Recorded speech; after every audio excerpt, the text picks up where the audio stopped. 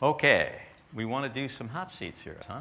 How would you like to do this, Dory? Do you want some volunteers, or you know how to be fair? That's good. All right, let me get to this. There we go. Okay, if you can put up that slide, we're going to do hot seats. So we can call one at a time. Okay. Here's what's going to happen. Okay, what I'm going to do is I'm going to ask you to just very briefly describe your business. What do you do?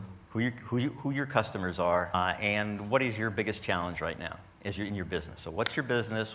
What do you do for your customers, and what's your biggest challenge right now? So what do? We are an insurance broker, so we intermediate between the insurance companies and our clients. And in terms of the biggest challenge? First of all, I want to learn a little bit more about who your clients are. Are they businesses? Yep. Are they individual people? Or? Yeah, so it's B2B, so we only focus on business insurance. Okay, great. Buildings, public liability, that kind of stuff. Great. Yep, and we source the majority of our business through referral partners and existing client base. So what's your biggest challenge right now? What is it? Does anything keep you up at night? And if nothing keeps you up at night, what could you do? What would have to happen for you to do double or triple the business you do now? Wow. Okay, so there's a whole bunch of things. So I'm just trying to think whether it would be to do with our scaling would be the biggest thing. We've got a couple of structural bits, but I think in terms of how we do take to the next level, in terms of we've got six employees, or 6 people total. Myself and my business partner Mark are very operational, and I guess so how we get out of that and get more scale quickly. We've got a few cash flow challenges due to some of the debt that we've got in our business at the moment. Yeah, so I guess we keep tossing up how quickly we can get the debt down to then reinvest back in the business and get some more punters in. Who are the stakeholders in your business? Who else benefits when you're successful? That's an awesome question. Obviously myself and my partners, but it's also a joint venture. Our licensee, so there's a licensing regime in Australia, and our licensee owns 50% of the operation, and we own the other 50%. Okay, now that's one operation or their operation? In other words, one central thing that... Yeah, so we've got one business that holds our client asset or client portfolio. They own 50% of that, and we own the other 50%. Okay. And do you work with a group of employees in an office, or do you work with independent contractors? How do you get most of your work done? Yep, employees. So we've got an office in Brisbane. Right. And we share that space with some other businesses as well. Okay, and what is it that is the bottleneck in the company that you feel you need to scale it? Where are things bottling up? That old adage of time is, what are we focusing on? We have our own client service roles, and we tend to look after the bigger clients, which whilst they bring in more income, are also more demanding. And then we split the operational roles, the HR, try and find time for, we just do or we do not find time for planning and strategy and that kind of stuff, managing, trying to work. Some of the commentary you've been making about systemization has been resonating massively because our systems are really poorly documented, would be fair to say. Okay. Now, is everything that you do require somebody who's very knowledgeable on that, or are there pieces of that you can break off and get to somebody that you can give them a set of instructions and they could quickly do that, or within a reasonable time do that? They don't need to be permanent in your organization. Yes is the answer. Oh, sorry. Yes, we have people who are the technical people and client service that requires a degree of experience and product knowledge and all that kind of stuff. And then there are some more autonomous administration tasks, including keying data and to get quotes out of electronic systems and platforms and stuff like that. Are you familiar with a service by Amazon called Mechanical Turk? I am not. Okay. Can you take notes, mate? Can I just interrupt for 1 second? Yep. Class, I hardly see anybody taking notes. This man is asking the most magnificent questions that you want to ask your customers, you want to ask your client. If you're not interested in doing it, train somebody to do it. It is absolutely brilliant. Just write as quickly as you can. But this is not a time to be watching. It's not how the brain works. Unless you have a very special savant kind of brain, you are not going to remember all of this. These are brilliant questions that he's asking. So this is a good time to be taking notes. I just want to support you with that. All right? Did you have a question? Mechanical, like in a mechanic, right? Mechanical Turk, T-U-R-K. Okay, thank you. All right. And if you don't understand, do raise your hand. Great question. Thank you. It's a service by Amazon, and what they do is they have a network all over the world that any task that needs to get done, they have an ability to identify an appropriate person with the right skill sets, because you're going to help them identify that person. And then on a temporary basis, they'll bid to do your project for you. okay? And because it comes from all over the world, those bids come very low. So if you have repeating type work that you don't have to be an internal member of your organization to get done, if you can segregate those out and then work with that mechanical Turk structure to get those done, you'll find it very efficient, very inexpensive, and a great relief on the people whose focus and time you do need in your organization. It's just a service that you ought to be familiar with, and just check it out on the internet. They'll tell you about themselves when you go in there and check them out. But it's just a really great service, and a lot of the work ends up getting done in the Philippines, for example, where they speak great English, so you don't have any communication problems with speaking English. And you got people there that work for $2 to $3 to $4 an hour and thrilled to do it.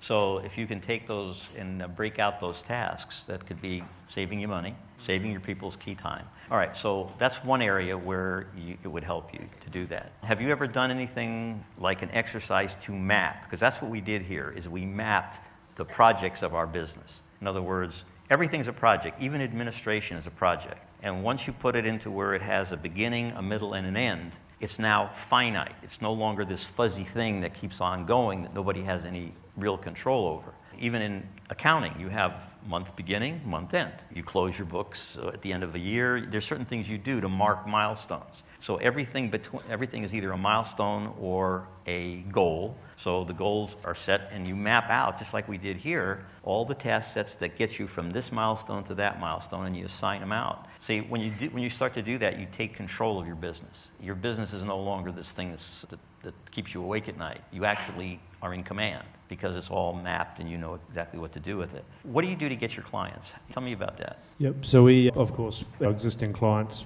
will refer to us. We have some strategic partnerships that we run with accounting firms and other people who are influencers, as well as some general networking. How do those people bring you into the business? In other words, you say it's like a referral partner. Yep. How is it that they deliver the prospect to you? Yep. So normally it's by an introduction. For example, with one of the partnerships we've got, I go and see them once a week. It was once a fortnight, but it's going to be once a week shortly, or when I get back. And then we sit down with the managers within that business. They've got their accounting firm, they've got multi-tiers, and we sit down with the client managers and the accountants that sit under them, have a conversation with them about what's going on with their clients. It's like maybe 5-10 minutes, that kind of stuff, because we don't want to take up too much of their time. But then if they identify an opportunity, then they will do an introductory email, or at least send us the data, so it's a prospect as opposed to just a lead, and then we'll make contact with them from there. Okay, so at what point are you making the contact? Who's doing that preliminary? The account. So we don't make contact with the prospect until we get delivered the introduction. And how do they introduce you? We haven't given them a formal template as such, but that's usually, hi Cowan, they'll copy in the client. Can you please give Braden Caulfield a ring? Needs some PI insurance. And then they might say, Braden Cowan's the expert that we use in this space. Okay, this may not be a number that you know, but how many of those preliminary prospect talks happen to generate the first introduction to you? Is it 2 or 3? Is it 10 or 12? Is it 20 or 30?